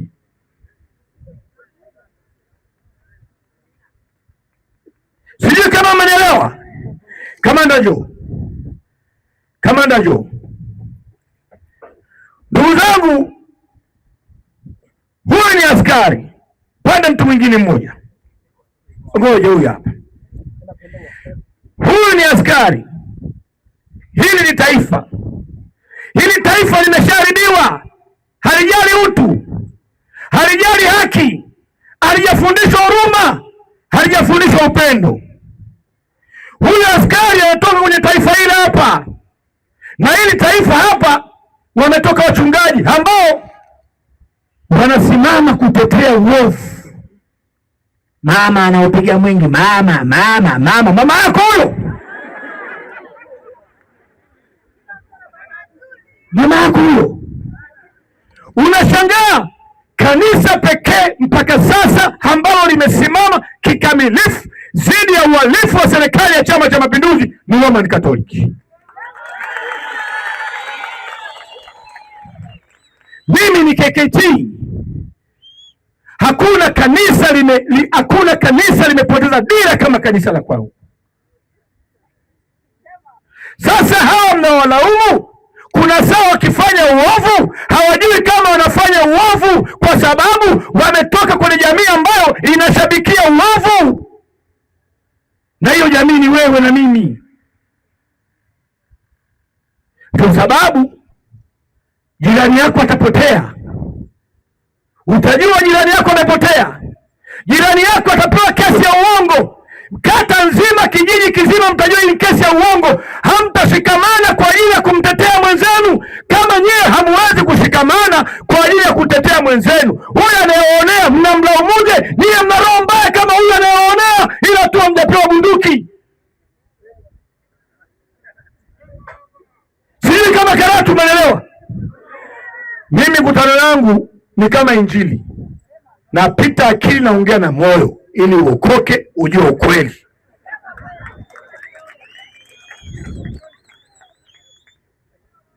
Najiuliza, ndio sababu OCD huyu tunavyomsema hapa anasikia raha. Anasikia raha. Mimi wakati fulani uchaguzi wa diwani mdogo wa Arusha kule kata Sombeti, walikuja polisi wengi sana, wa Monduli wa wapi, kwenye kata moja. Wakanikuta mahali wakanipiga sana. nikaona wananiua, nikajifanya nimekufa, nikavuta pumzi kama dakika moja hivi, wakaleta mkono hivi, wakasema tunaona amekufa, wakaniacha kwenye mtaro. Nikaja kuchukuliwa na wenzangu, wakaniweka kwenye plano nyuma, wanasema huyu tumpeleke mochwari. Nikaambia tena ufara, tuendeni kwenye kituo cha kupigia kura je. Kesho yake, sikiliza karatu, kesho yake nakutana aliyekuwa RPC Ndoto kule Dodoma, wakati huo ni OCD Arusha. Ananiambia hivi, Mheshimiwa Lema, mbona zile habari za kuwapiga nyie zimeandikwa tu Jamii Forum, hazijaenda kwenye magazeti mbalimbali, wakubwa watanionaje? Na hapa kwa jina la Mwenyezi Mungu aniambia maneno hayo. Hao ukiwasema wanasikia raha, kwa sababu nchi hii ukatili unatoa heshima. Ukiwa mkatili polisi mdogo unakuwa bosi, unapandishwa cheo. Kwa hiyo na ni kwa sababu gani? Kwa sababu ukatili unalipa, kila mara anasubiri awafanyie tukio, na ndio maana akiona mko shwari lazima atafute kitu cha kuwakwaruza. Swali moja maafandi, nimesema kule Mang'ola kule, nimesema haya maisha haya, kama moyo wako au practice wema, haujivunii wema, ni bora ungezaliwa mnyama. Maisha thamani yake sio majengo, sio nyumba, sio degree. Maisha thamani yake ni utu, haki na wema katika moyo wa binadamu. Sulemani alikuwa na kila kitu. Jana nimesema kule Mang'ola, Mfalme Sulemani alikuwa na wanawake wake 700 na mademu 300, jumla buku. Hamjasoma nyie? Mimi namtaniaje mke wangu? Namwambia hivi, Sulemani alikuwa amefunga jenereta kiunoni? 1000 wanawake. Wanasema kila dhahabu na madini yalikuwa yanakwenda kwa nani? Kwa Sulemani. Na alikuwa ni binadamu mwenye hekima nyingi sana duniani kuliko binadamu yoyote. Akamjengea na Mungu nini? Hekalu. Sulemani alifika mwisho wa maisha yake, anasema hivi, nimetafakari kila jambo, nimeona mambo mengi. Maana yake ni kwamba nimekuwa na wanawake wengi wa kila nchi, wa kila taifa. Nimekusanya dhahabu na pesa zote. Nimeitwa mwanadamu mwenye hekima kuliko wote. Mambo yote ni ubatili mtupu na sawa na kujilisha upepo, isipokuwa kula, kunywa na kufurahi. Na kufurahi maana yake iko katika hutu, haki na huruma. Sasa wewe unaumiza watu ili upate nini? Sisi wengine tunapiga hizi kelele kwa sababu ya wito wa kutenda mema. Wito tu. Tunakesha barabarani kwa sababu ya wito. Wito. Ili nchi iwe sehemu salama ya kuishi. Nyie maaskari muishi vizuri. Askari kama wewe pale Canada, mshahara wake kwa mwaka ni karibu $75 mpaka $100,000. Mdogo kama wewe anapewa nyumba, anapewa gari na karibu $200,000 ya Tanzania, na watoto wanasoma bure mpaka chuo kikuu, na wewe unasoma, unatibiwa, na ukizeeka unatunzwa na serikali kwa pesa nyingi. Nyie mnaonewa, maisha yenu magumu, mnaumizwa. Wamewafanya kama makarai, wanawatumia wakati wa uchaguzi, wakishaiba kula, watoto wao wanapeleka Marekani kusoma, wanawapeleka sehemu mbalimbali, wanajenga majengo ya kifahari kwa pesa za wizi. Ni hata viatu hamna. Men,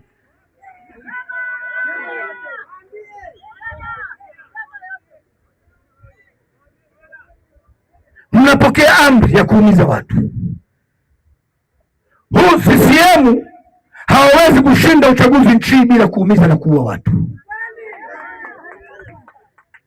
Na kesi inavyozidi kuwa ngumu, nilimwambia Wambura na namwambia leo, kesi inavyozidi kuwa ngumu, mambo mawili yatatokea kwake.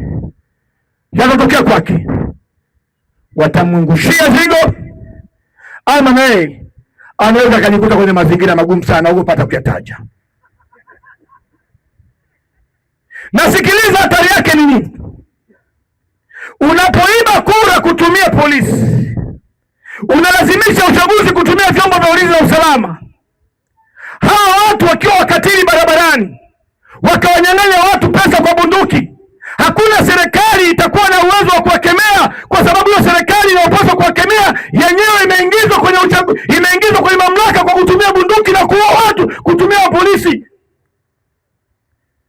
Ukiwa nyumbani kwako una baa sebleni, ukawa unamtuma mtoto wako, unamwambia niletee opener, niletee whisky, niletee wine. Siku ukimkuta anakunywa pombe, huwezi kumkaribia kwa sababu amejifunza kwako.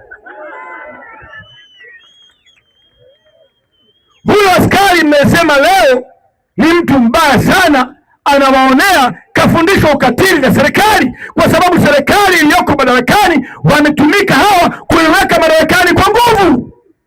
Huyu polisi leo akichukua bunduki akakukuta una pesa, akakukamata, akachukua pesa, akakuua, kosa la awali alilofanya ni lile serikali iliyomfundisha kwamba ili uweze kuishi, kuwa kwenye mamlaka, kuwa kwenye madaraka, unahitaji kuwa mkatili. Sasa jamii yote sisi tumeharibika, yote imeharibika. Ndio sababu leo hawajali Lissu kuwa jela, wamempiga risasi za kutosha. Ni kilema Lissu. Nimesema Dodoma anameza dawa nyingi kwa siku, tafikiri kopo zima kubwa. Kilema Lissu. Hajawahi kukamatwa mtu aliyemshambulia kwa risasi. Rafiki zetu wengi sisi wanauawa, tumehudhuria mazishi mengi. Watu wengi wanapotea, wanauawa, wanatekwa kila siku. Na ile Karatu mnaweza mkafikiri hayahusu. Kile mnachokaa kimya wakati haki inateswa, siku moja itakufikia wewe. Ni habari ya muda tu. Mungu haziakiwi, apandacho mtu ndicho atakachokivuna. Kama wewe kupigwa bomu ama watu wakuuawa hapa, lakini watu wameuawa Katoro, wameuawa Geita, hao watu ni wewe. Huyo mtu ni mtoto wako. Mkisha normalize hali ikawa ya kawaida, utakuja Arusha mjini kutembea. Unakuja Arusha mjini kutembea, watakuteka. Wakishakuteka utakufa. Ukishakufa tunasema hivi, wamemteka, wamemchukua, wamemuua. Mchungaji anakuja. Badala ya mchungaji kuwa serious na kusema haiwezekani watu wakaendelea kutekwa, anakuja naye anakuja kusema uongo. Anasema Bwana ametoa na Bwana alitoa na Bwana ametoa na jina la Bwana libarikiwe. Uongo. Pia loka pe polisi. Mnamsingiziaje Yesu dili za kishamba kama hizo? Kwa hiyo sasa tumenormalize. Tumehalalisha ukatili. Tumehalalisha ukatili. Ndio sababu wanaiba kura, wanaua na watu. Alafu akiua na watu, hebu sikiliza. Samia ni mtuhumiwa namba 1 katika uchaguzi na mambo yaliyotokea Oktoba 29. Na sababu yeye alikuwa ni mgombea na ni rais wa Jamhuri ya Muungano wa Tanzania na ni amiri jeshi mkuu. Na alituambia ukiletwa nywi wala nywe takushangaza. Alituambia. Na akaandaa majeshi yaje barabarani. Akasema siku ya uchaguzi vyombo vya ulinzi na usalama mjiandae. Ule uchaguzi watu wengi tunasema tunataka tume huru. Tume tunaotaka ni kwamba tuwe na refari ambaye hata kupendelea wewe, hata nipendelea mimi. Alafu huo mchezo uchezwe. Jamani, fujo itatokea? Maandamano yatatokea? Utaki. Ukalazimisha uchaguzi. Funga na mwenyekiti wetu ili isitokee kabisa tukawa na probability akawa mgombea urais. Weka ndani mwenyekiti wetu. Wananchi wamekataa. Wanasema tunataka tume huru ya uchaguzi. Hatuwezi kwenda kwenye uchaguzi kama siku za nyuma mmetuibia uchaguzi serikali za mitaa. Hatuwezi kukubali. Unaanza kuchapa risasi wananchi. Wanamaliza kuuawa. Wameua watu wengi sana. Wengi, maelfu. Ukiona serikali imesema wamekufa watu 518, fanya mara 30. Serikali waikubali kitu kinaitwa kifo kwamba imefanya. Rais akasema jeshi la polisi na vyombo vya ulinzi na usalama vimefanya kazi nzuri sana kuzuia nini? Mapinduzi. Rais Samia huyo. Mama Samia huyo. alisema maneno. Wamefanya kazi nzuri sana kuzuia nini? Mapinduzi. Sasa aliyezuia mapinduzi ni nani? Si polisi na jeshi. Sasa hao waliokuwa wanataka kupindua ni wakina nani? Si ndio hao waliokufa? Sasa tume ya Jaji Chande ambao huyu ni Mama Samia anatuhumiwa uchaguzi. Samani sana brother, na nitaifuta hiyo baadaye katika jina la Yesu. Because tunasema wewe unayetuhumiwa, tunataka tume huru ya kimataifa ili ichunguze kilichotokea, kwa sababu wewe ni mtuhumiwa namba moja. Umekuwepo kwenye uchaguzi, ni amiri jeshi mkuu, na ulitoa kauli za kuumiza watu. Huyu anasema anatengeneza tume ya Jaji Chande. Huyu anayeshtumiwa anatengeneza tume ya kwenda kumchunguza. Yaani mimi mke wangu amenikuta na manzi chumbani kwangu. Sikiliza. Yaani wife wangu mimi amenikuta na manzi chumbani, mchepuko. Alafu kesi inaenda, namwambia nipe ruhusa nitengeneze tume ya uchunguzi, nijue huyu mwanamke ameingiaje ndani, tukajikuta tumejifunika shuka moja.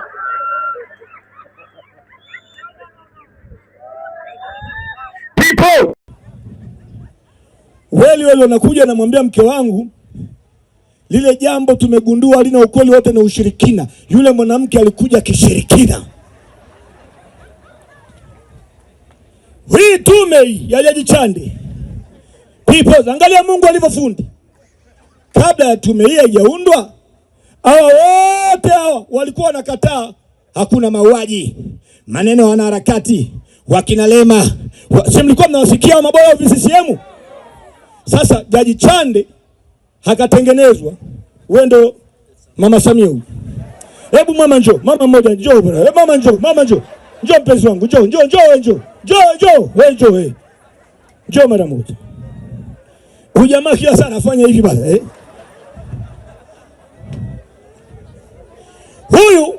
Huyu ndo Mama Samia. Huyu ndo mshtakiwa mtuhumiwa, sio? Anatengeneza timu huyu. Sasa huyu hapo mwanzo huyu alishasifia vyombo vya ulinzi na kwamba vimefanya kazi nzuri, vimesema nini? Mapinduzi, kuzima mapinduzi, manake tumesekelea mbali. Huyu anakuja anatuambia huyu aliyeundwa. Kwanza huyu wakati anaundwa, maaskofu wanaanza kuongea. Bwana Yesu asifiwe. Tunashukuru juhudi za Mheshimiwa Rais kuunda tume. Tunajua hii tume sasa itatuletea mwafaka. Nani anakuambia wewe anayeshtakiwa, anayetuhumiwa anaundaje tume ya kumchunguza yeye na kumtia hatiani? Inawezekana? Jamani, mke wangu mimi amenikuta ndani, niko na manzi. Mimi naunda tume ya kuchunguza manzi alifikaje ghetto. Tamwambiaje wife? Si mmeshajua nitakavyomwambia? Wakina mama wa Karatu ni mfano tu. Mimi ni mtu poa kabisa. Si mnajua jamani? Msikasema Lema naye jamani mimi ni mfano tu mama zangu. Sasa huyu Jaji Chande, Mungu anashika ufahamu. Anakuja anasema tumezunguka, tumefanya utafiti, watu waliouawa ni 518 na ambao wamepotea ndani ya miaka mitatu karibu 800. Yaani watu waliotekwa ni karibu watu 800 wajulikane waliko. Jamani, tunachukulia maisha kitu cha mtu mmoja akipotea wa Marekani inaacha kila kazi kwenda kumtafuta mtu mmoja. Israeli huwa wanaenda vitani kukomboa maiti yao. Maiti. Yaani bunge linakaa linaidhinisha bajeti ya jeshi kwenda vitani kuchukua maiti, kutafuta maiti ya mtu wao iliyopotelea Lebanoni, maiti. Leo na nchi ambayo watu wanatekwa mamia na inasomwa kama kawaida, kanisa linachukua kama kawaida, mashehe wanachukua kama kawaida. Nani kaloga nchi hii?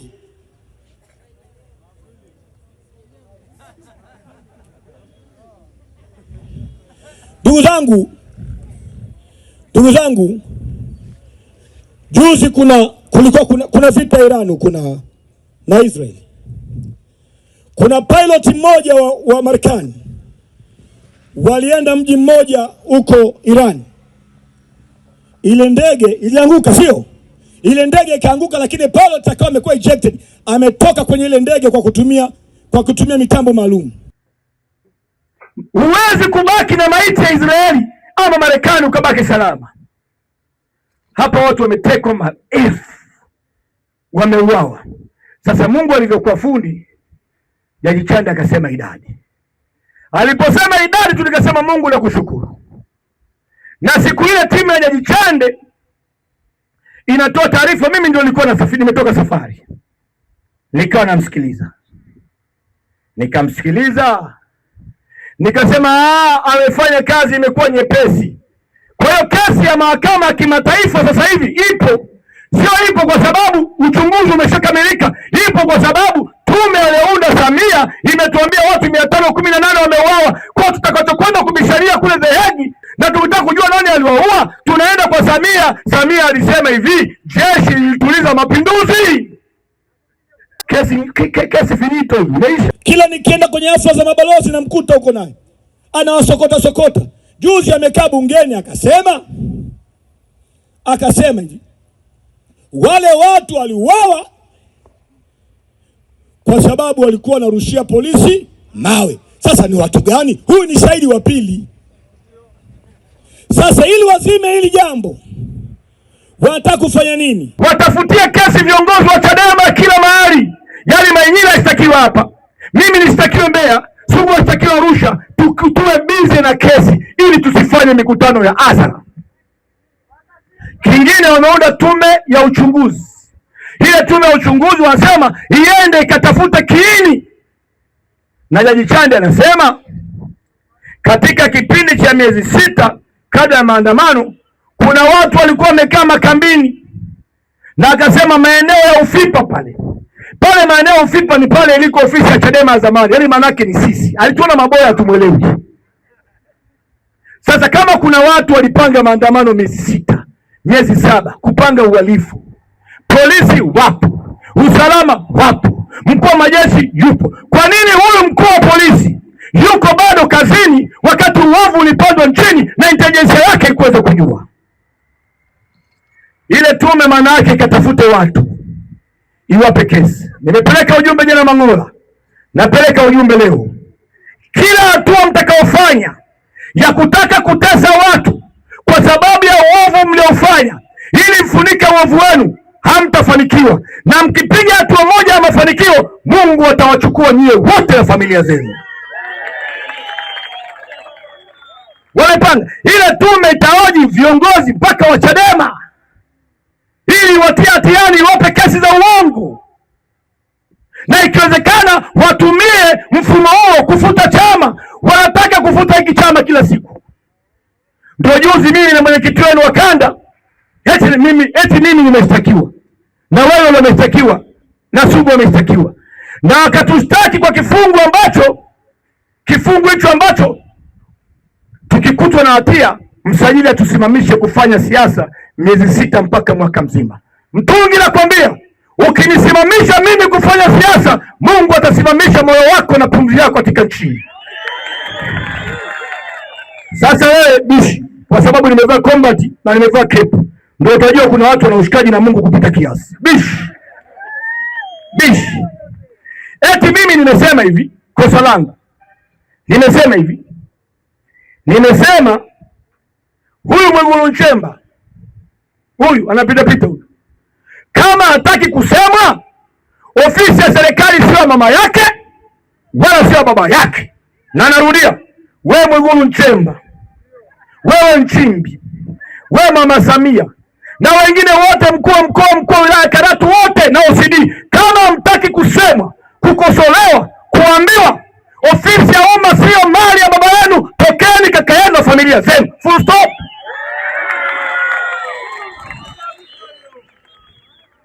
Kama hiyo ni kosa, si unaliombea kabisa na upako liendelee kuwa kosa. Ndugu zangu, hii nchi sio ya Samia, sio ya Mwigulu, sio ya Nchimbi. Hii nchi ni yenu. Ukimwona Samia amepaka wanja ni kodi yako. Ukimwona Mwigulu anakula biskuti ni kodi yako. Hawa watu mnaotuza nie, wasiwababaishe. Hawa ni watumishi wa umma, wanapokuja kwenu waje kwa adabu na utulivu, kwa sababu nyie ndiye wenye nchi. Na siku mkilijua hilo, hamtababaishwa. Wana ugomvi, wanapasuana huko WhatsApp, yanaleta mgongano. Na mimi nikamjibu, sasa mbona mimi nimo humo, usitaniharibia mzee. Juzi umeona mbunge mmoja bungeni, lile sio bunge, lakini huyu nani Simai anasema ndani ya serikali kuna Yuda. Yule alikuwa anamtaja nani? Nchimbi. Hebu niambie, angalia impunity kwa Kiswahili inaitwaje jamani? Impunity Hebu angalia aina hii ya uasi. Impunity. Urasimu sio? Ndani ya bunge. Anasema hivi, yuko Yuda tena anajipitisha makanisani, ambaye Yuda anaisaliti serikali ya Rais Samia. Yupo. Na mimi namwambia Nchimbi, nimemwambia jana pale wapi pale Mangola, huyo Yuda aliyekuwa anatajwa ni wewe. Ni wewe. Sasa kabla hujajinyonga njoo huku. Ama mnasemaje jamani? Ni yeye. Sasa hatari kubwa ninayotaka kusema hapa ni ipi? Hatari kubwa ni kwamba ukiona na mgogoro wa kiwango ambacho mtu anayeitwa mbunge mmoja anaweza akamsema anayeitwa makamu wa rais ndani ya bunge, alafu spika amkemei huyo mbunge mmoja. Nchimbi anatakia elewe hivi, yule mtoto, yule Simai, hao maneno hakuyapata barazani, ameyapata kwenye kikao kikubwa. Sasa kikao kikubwa kinachomzidi Nchimbi kitakuwa ni cha Mungu. Kama sio cha Mungu ni kikao cha Samia.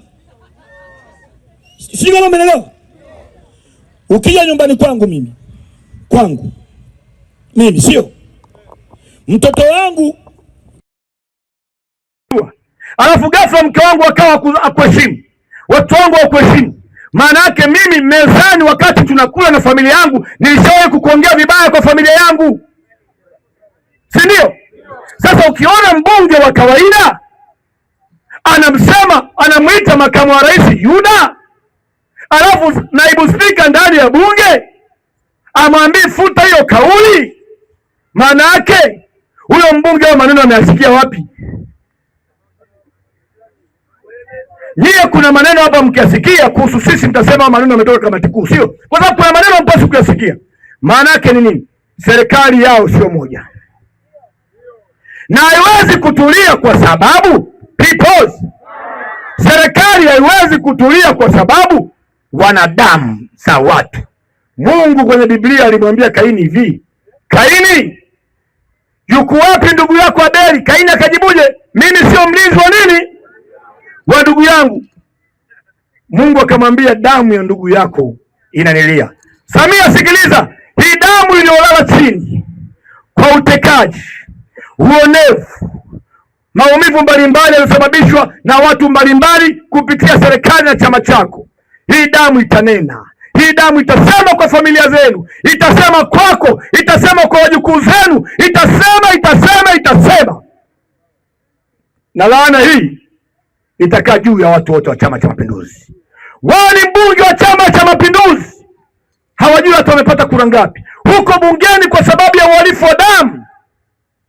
Umeshiriki damu na kutangazia leo, utaanza kuona balaa kwako kuanzia wiki inayokuja kwa jina la Mungu. Ndugu zangu, fimbo ya Mungu inakuja mbele. Hawa watapata tabu, watalikimbia bunge kwa sababu huwezi kusema hili jambo ni la rais tu na la makamu wa rais. Wewe mwenyewe umekuwa diwani, umekuwa mbunge, na unajua umeiba kura, umesababisha maumivu, watu wamekufa, watu wameteswa. Laana hii ikae juu yako. Sasa watu wa Karatu, nyie mkupata majanga makubwa, lieni na wanaolia.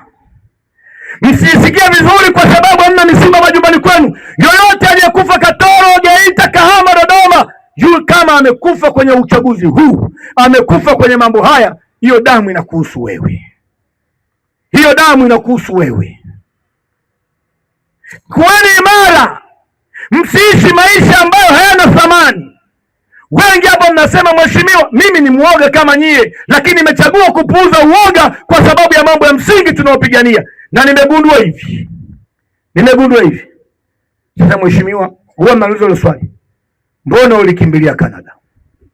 Jamani, mimi niliwaambia hapa Canada, tulisikia sauti ya Bwana, Lema, mchukue mama na mtoto uende mpaka nchi nitakayokuambia. Wewe ungesikia sauti ya Bwana ungefanyaje wewe?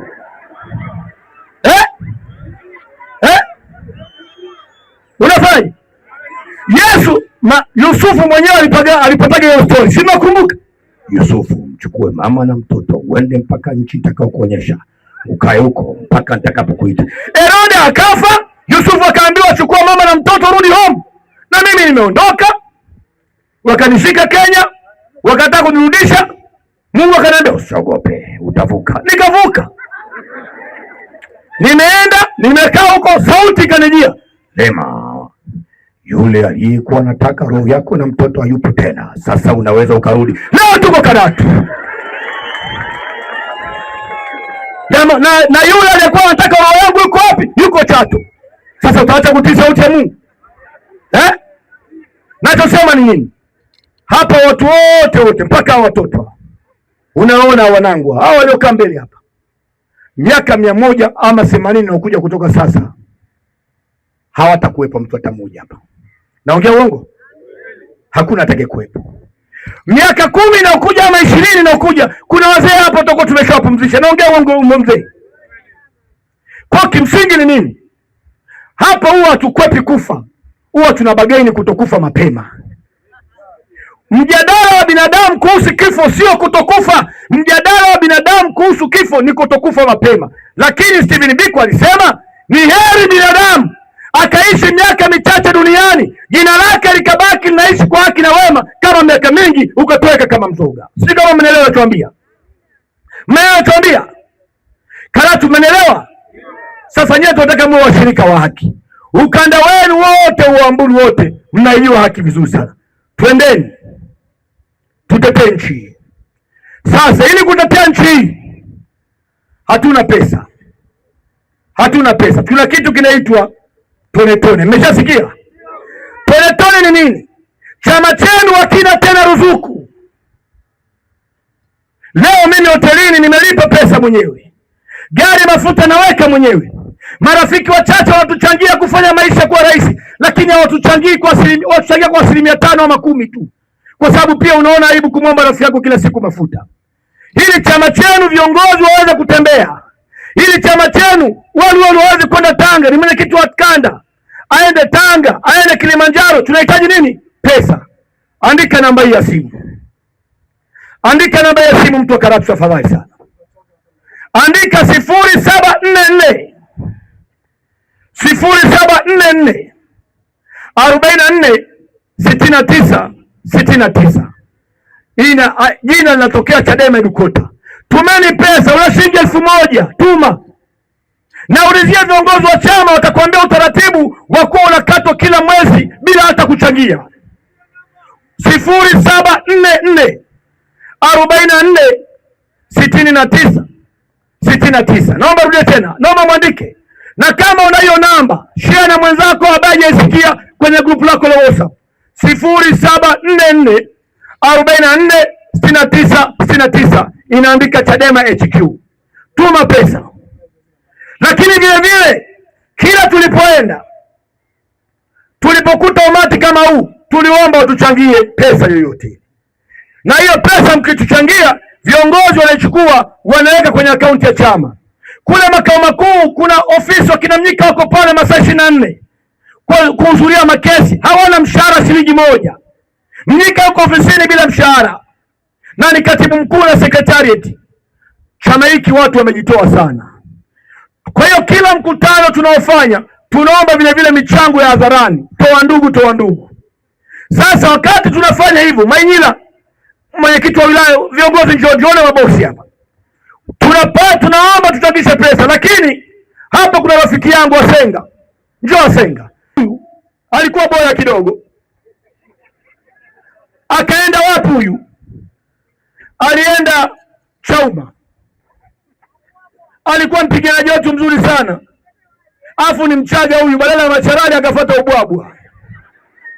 Amekaa kule akagundua kile chama kinaendeshwa na serikali, akanyosha mikono. Juzi nikaona ameita press conference, umeenda kwenye tawi lako, anaomba wanachama kwenye tawi lake, akaja akarudi. Leo tuko hapa, ametuma message kwamba viongozi wananiambia, amesema yuko Karatu kwa shughuli zake. Nikamwambia njoo mkutanoni. Kamanda, karibu tena kazini, wala usihukumiwe sana, rudi kuwa roho kwa chama chetu, tupige kazi na utuambie yale yote mliokuwa mnafanya mle. Atuambie kidogo, dakika 5. Hebu dakika 1, dakika 5 kamanda waambie, alafu baada ya hapo tuanze kuchangisha pesa. Karibu kamanda. Bwana, msiondoke hapa. Mkiondoka hapa mtapata baraka za nabii hapa. Karatu people. Karatu people. Ndugu zangu, Karatu mmetisha. Kule nilikotoka kuna kijana anaitwa Eriko ambaye wanamwekea mabando kwa ajili ya kuzunguka kwenye mikutano ya Chadema. Akiona limejaa namna hii anasema ni AI. Sasa natamani aje aone nguvu ya wananchi wa Karatu. Ndugu zangu, mimi naitwa Asenga. Nilipokuwa boya kama anavyosema Mheshimiwa Lema, kweli nilienda Chauma. Na nilipokuwa fala kabisa nikagombea ubunge Moshi mjini kupitia chama hicho. Lakini ndugu zangu, sasa hivi fahamu zimerudi, niko timamu, nimerudi nyumbani kuja kupambana kuhakikisha tunamuondoa Rais Samia na vibaraka wote wa Chama cha Mapinduzi. Mheshimiwa Lema, sijarudi kuja kugombea nafasi yoyote ya uongozi, lakini usininyime kazi ya kuwasema hawa wanaoharibu nchi yetu hii. Yanayoendelea ndani ya vyama vya siasa hivi vingine, nachoweza kukisema hapa Karatu, chama pekee cha upinzani wa kweli ndani ya nchi hii ni Chadema peke yake. Hivi vyama vingine mnavyoviona ni vyama vya mfukoni ambavyo msajili wanavitumia na Chama cha Mapinduzi kwa ajili ya kutengeneza uhalali kwamba kuna vyama vya upinzani. Chama pekee yake kilichopo Tanzania ni Chadema peke yake. Nitawaomba ndugu zangu wa Karatu, tukilinde chama hiki kama tunavyolinda mboni ya jicho letu. Tupambane na tuungane kwa pamoja kwa nguvu zetu. Ukombozi huko mbali. Huyu mama na watu wake na damu waliomwaga itanena na wataondoka madarakani siku sio nyingi. Sasa Mzee Lema ameniambia kule hakuna jambo la maana linafanyika Chauma na wengineko, na jana kulikuwa kuna kikao jana cha makatibu wa mikoa, wamepasuana wakataka kumtandika yule Mpemba. Siku sio nyingi, na nilisema kwenye posti yangu wanakuja. Wengi wameshagundua kinachofanyika pale ni utapeli na kurudisha maendeleo ya siasa za nchi hii nyuma. Mimi nawaomba ndugu zangu, kama kuna dhambi ambayo inaniuma roho ni kwenda Chauma. Kama kuna muda ambao ninajutia ni kwenda Chauma. Ni bora ningeachana siasa moja kwa moja. Lakini ndugu zangu, katika majuto hayo nimesema narudi Chadema. Siji hapa kuja kugombea wenyekiti, katibu, chochote sigombei. Lakini nitakuomba Mheshimiwa Lema kama mjumbe wa kamati kuu na wengine, nipeni nafasi ya kuzunguka tuwaseme hawa watu mpaka wakae sawa, wakimbie nchi hii. Tubaki na watu halali katika taifa hili. People! Shukuru sana ndugu zangu. Nakushukuru sana. Na nikuhakikishie mimi naelea kanda ya kati. Naanza mikutano kanda ya kati yote hivi karibuni. Utapanda gari moja na mimi. Nataka ukawaseme hao maboya jinsi ambavyo wanapiga pesa ya serikali na kujifanya ni wapinzani. Wala usijali.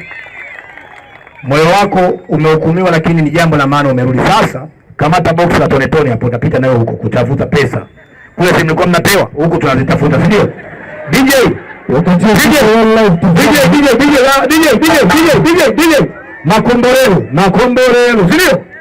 piga makomborero DJ. Naomba kapu langu.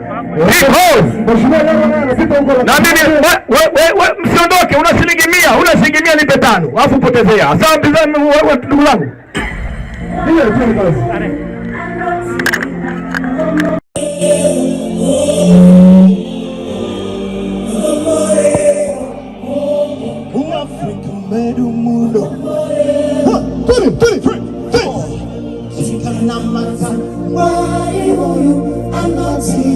Makomborera,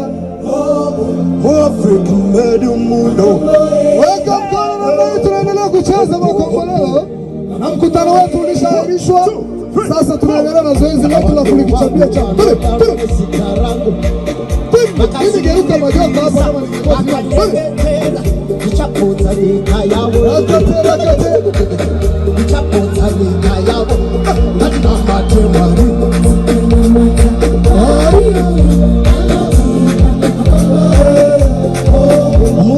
hata polisi wanaruhusiwa kucheza kwa sababu sio wachelewa.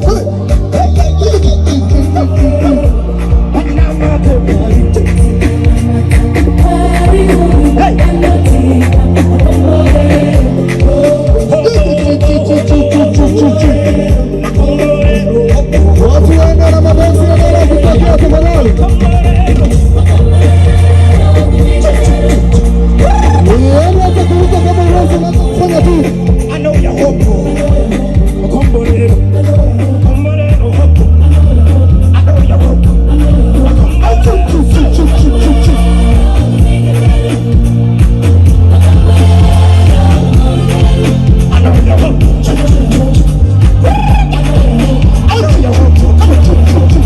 And Africa will be saved. Africa will be saved. Africa will be saved. I know you're hopeful.